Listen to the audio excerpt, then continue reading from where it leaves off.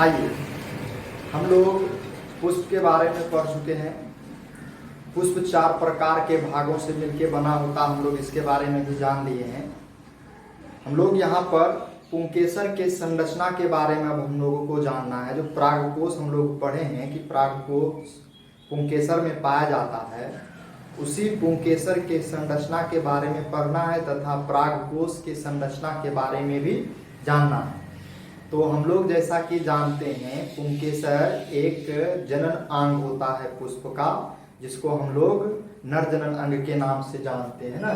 तो यहाँ पे लिखा गया पुंकेसर, जिसको हम लोग लघु बीजाणु पर्ण भी कहते हैं, लघु बीजाणु पर्ण के नाम से जानते हैं।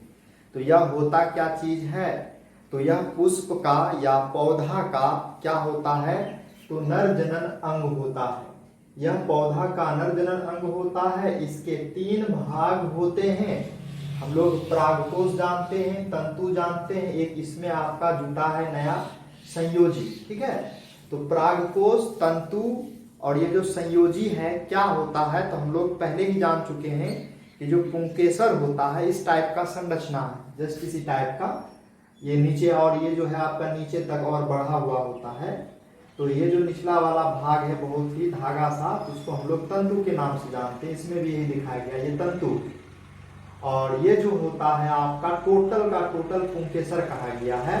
और ये जो है आपका तो बीच वाला लाइन ये आपका संयोजी कहलाता है। और संयोजी करता क्या चीज है? 2 पालियों को जोड़ने का काम करता है। आगे हम लोग अभी देख रहे हैं। तो यहाँ पे हम लोगों को इसी प्रागकोश के बारे में पढ़ना। ये प्रागकोश क्या है? तो हम लोग जैसा जानते हैं कि प्रागकोश जो है यह 2 पालियों से बना होता है। ठीक है, प्रागकोश आपका पुंकेसर में पाया जाता है। पुंकेसर एक संरचना है, हम लोग इसके बारे में पढ़ चुके हैं। तो उस संरचना में प्रागकोश पाया जाता है, यानी कि पुंकेसर जो होता है ऊपर वाला भाग, उस पुंकेसर में आपका ऊपरी वाला भाग जो है ये आपका प्रागकोश कहलाता है। ठीक है, ये वाला भाग परागकोश। ठीक है, तो प्रागकोश जो होता है कहा गया है कि ये 2 पालियों से मिलके बना होता है। एक पाली इधर से होता है, एक पाली इधर से, इस टाइप का आपका इधर इस तरीके से बना होता है आपका। वही लिखा गया कि प्रागकोश जो है यह 2 पालियों से बना होता है। प्रत्येक पाली 2 कोष्ठिका से बना होता है। ठीक है, हम लोग जैसे ही इसको, ये दोनों पालियां होता है, इधर वाला और इधर वाला, और दोनों पालियों को जोड़ने वाला जो बीच में आपका एक उत्तक होता है, संयोजी उत्तक, और उसी उत्तक को हम लोग संयोजी कहते हैं। और यह करता क्या चीज है? दोनों को जोड़ने का काम करता है, या दोनों से जुड़ा होता है आपका संयोजी उत्तक। यह कोशिकाओं का समूह होता है जो दोनों को जोड़ने का काम करता है। ठीक है, तो यह आपका संयोजी उत्तक है, और जो 2 पालियों को क्या करता है? जोड़ करके एक प्रागकोश का निर्माण कर देता है। और जैसे ही हम लोग इसको ओपन करेंगे तो हम लोगों को प्रत्येक पाली मिलेगा, एक पाली इस टाइप का मिलेगा आपको। इस प्रकार का एक पाली हमको मिलेगा जब इसको ऐसे अलग कर देंगे। इसमें हमको देखने को यह मिलेगा कि ये जो है आपका ये 2 पाली से मिलके बना होता है, एक इधर इस टाइप का और एक इस टाइप का। ठीक है, ये इस तरीके का आपका 2 पालियों से, 2 कोष्ठिकाओं से मिल करके एक अकेला पाली का निर्माण कर लेता है। यानी कि इनके बीच में 2 कोष्ठिका पाया जाता है प्रत्येक पाली के बीच में। तो वही कहा गया है कि प्रत्येक पाली 2 कोष्ठिकाओं से बना होता है। प्रत्येक प्रागकोश में 4 कक्ष होते हैं। इस तरीके से हम लोगों को क्या समझ में आ रहा है कि जो प्रागकोश होता है, प्रागकोश में 4 कक्ष होता है, यानी कि 4 रूम होता है। जैसे हम लोग इस रूम में पढ़ा रहे हैं, इसी टाइप का प्रागकोश में छोटा छोटा 4 कक्ष होता है। यानी कि जैसे हम लोग बोले कि 2 पाली है तो 2 पाली, और प्रत्येक पाली में 1-2 कोष्ठक होता है। इस तरीके से 2 पाली है तो 4 कोष्ठक हो गया, यानी कि 4 कक्ष पाया जाता है, 4 रूम पाया जाता है, खाली टाइप का, इसी टाइप का। ठीक है, तो 4 कक्ष होते हैं।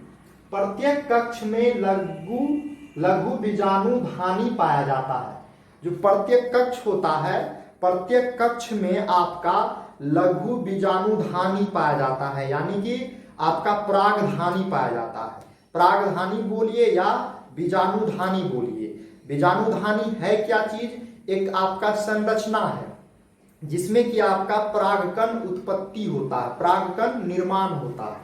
ठीक है, तो आपका वही बताया गया होता, यानी पाया जाता है, जिसमें महीन पाउडर पाया जाता है। और इसी लघु बीजाणु धानी या परागधानी में एकदम बहुत ही पतला, एकदम पाउडर के जैसा, जो पाउडर हम लोग क्या करते हैं चेहरा पर लगाया करते हैं, जिसे खासकर गर्ल जो होती है एकदम चपोट चपोट कर लगाती है। ठीक है, तो एकदम महीन पाउडर पाया जाता है, जिसे परागकण अथवा लघु बीजाणु के नाम से जानते हैं। और वही जो आपका बहुत ही पतला छोटा छोटा महीन पाउडर जैसा जो कण पाया जाता है, उसी कण को हम लोग किस नाम से जानते हैं? परागकण के नाम से जानते हैं, अथवा लघु बीजाणु के नाम से जानते हैं। तो यहाँ पर दिखाया गया है कि जैसे हम लोग, ये आपका पुंकेसर हो गया टोटल, और ये परागकोश हो गया, ये तंतु हो गया, ये बीच वाला क्या हो गया? संयोजी हो गया। जब इसको हम लोग कटिंग करेंगे, ऊपर से कट करके देखेंगे, हम लोगों को इस प्रकार का संरचना मिलेगा। ये संरचना जो है आपका क्या देखने को मिलेगा? दो संरचना सामने में और दो संरचना आपका पीछे में मिलेगा आपका। ठीक है, तो ये आदि का बीच वाला जो ये है आपका, ये कक्ष के नाम से जाना जा रहा है। कक्ष यानी कि कोष्ठक। तो यहाँ पर भी देखने को हमको पता चल रहा है कि ये जो एक पुंकेसर का जो परागकोश होता है, परागकोश में 4 कक्ष होता है, यानी कि 4 कोष्ठिकाओं से मिलकर बना होता है। और 2 कोष्ठिका मिलकर एक पाली का निर्माण करता है, और 2 पाली मिलकर के एक परागकोश का निर्माण कर देता है। ठीक है, तो कुछ यहाँ पर हम लोग परागकोश की एक कक्ष का संरचना बना है। हम लोग यहाँ पे 4 कक्ष देख रहे हैं, और ये चारों कक्ष जो होता है संयोजी उत्तक के द्वारा जुड़ा होता है। हम लोग यहाँ पे अगर चारों बनाते तो बहुत ही ज्यादा समय लगता है, इसलिए हम लोग नहीं बना पाए हैं। ठीक है, तो इसी के द्वारा यहाँ पर एक क्या होता है आपका, एक और परागकोश यहाँ पे होता, एक पराग है ना, एक कक्ष यहाँ होता, एक कक्ष यहाँ होता, बड़ा सा करके। ठीक है, तो चारों को बनाते, चारों का रचना इसी टाइप का होता है, और ये चारों जो है इसी संयोजी उत्तक के द्वारा जुड़ा होता है ना, सबके बीच में संयोजी उत्तक पाया जाता है। ठीक, तो इस संरचना में आपको दिखाया गया है कि ये जो है आपका, ये वाला गोलाकार संरचना, इस गोलाकार संरचना को ही हम लोग लघु बीजाणुधानी कहते हैं। हम लोग यह पढ़े कि जो कक्ष होता है, कोष्ठिका होता है, उसके अंदर क्या पाया जाता है? बीजाणुधानी पाया जाता है। तो बीजाणुधानी होता क्या चीज? यही चीज होता है, गोलाकार संरचना जो होगा, उसी गोलाकार संरचना को हम लोग लघु बीजाणुधानी के नाम से जानते हैं। और इसी लघु बीजाणुधानी के अंदर में बीच में बहुत ही महीन कण, बहुत ही पतला पाउडर पाया जाता है, जिसको हम लोग परागकण के नाम से जानते हैं। ठीक है, ये इसमें पाया जाता है। और ये सभी आपका कई भिन्न भिन्न प्रकार का कोशिका है। ये आपका मध्य लेयर, मिडिल लेयर के नाम से जाना जाता है, ये वाला भाग, ये जो दिखाई दे रहा। तो यहाँ पे सभी अलग अलग प्रकार की कोशिकाएं हैं।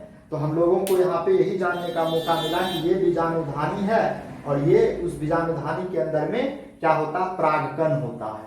तो अब यहाँ से हम लोगों को क्या सीख मिला कि जो परागकोश होता है वो 4 कोष्ठिका या 4 कक्ष से मिलकर के बना होता है। इतना हम लोगों को इंफॉर्मेशन याद रखना है।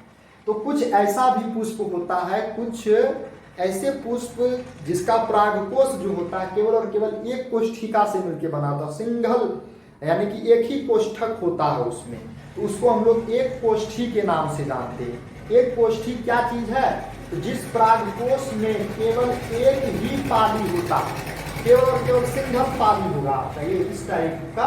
हम लोग जैसे 2 को जोड़ के बना है ना, तो आपका इसमें एक ही पाली होता है। एक पाली रखने वाले है ना पुष्प परागकोश को हम लोग एक कोष्ठक या एक कोष्ठी के नाम से जानते हैं। ठीक है, और इसमें 2 बीजाणुधानियां होती है, और इसके अंदर 2 बीजाणुधानियां पाया जाता है इस प्रकार का, यानी कि 2 कक्ष पाया जाएगा, इसमें एक पाली है तो, और दोनों कोश यानी कि कक्ष में आपका एक एक बीजाणु धानी पाया जाता है और उसी बीजाणु धानी में परागकण का निर्माण होता है।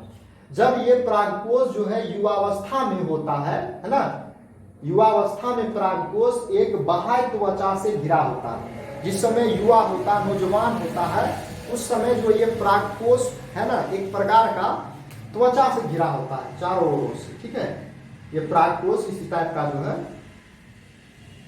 एकदम एक त्वचा, हम लोग त्वचा देख इसी प्रकार का त्वचा से वो घिरा होता है। जैसे जैसे ये समय के साथ वृद्धि करता है, यही त्वचा जो है आपका वृद्धि करके पहले दो भागों में यानी कि दो कोष्ठिका में या दो पाली में बढ़ जाता है। डायरेक्टली दो पाली में बढ़ने के बाद फिर क्या होता है, और जब वृद्धि होता है तो वृद्धि होने से 4 लघु बीजाणुधानियों में आपका बढ़ जाता है। पहले 2 लघु बीजाणुधानी में टूटेगा, फिर ये 4 लघु बीजाणुधानी में टूटेगा। इसका मतलब यही है कि पहले आपका सिंगल पाली में टूटेगा, फिर डबल पाली का निर्माण कर लेगा। यानी कि आप पाली में यानी कि 2 कोष्ठिका होता, पहले 2 कोष्ठिका का निर्माण करेगा, फिर 2 कोष्ठिका का, 4 कोष्ठिका, और चारों कोष्ठिका में क्या हो जाता है आपका ये लघु बीजाणुधानियों में धीरे धीरे विभक्त हो जाता है। और फिर यही विभक्त होने के बाद यही क्या करता है, वृद्धि करता है। इसी के वृद्धि करने से आपका ये परागकोश और ये इस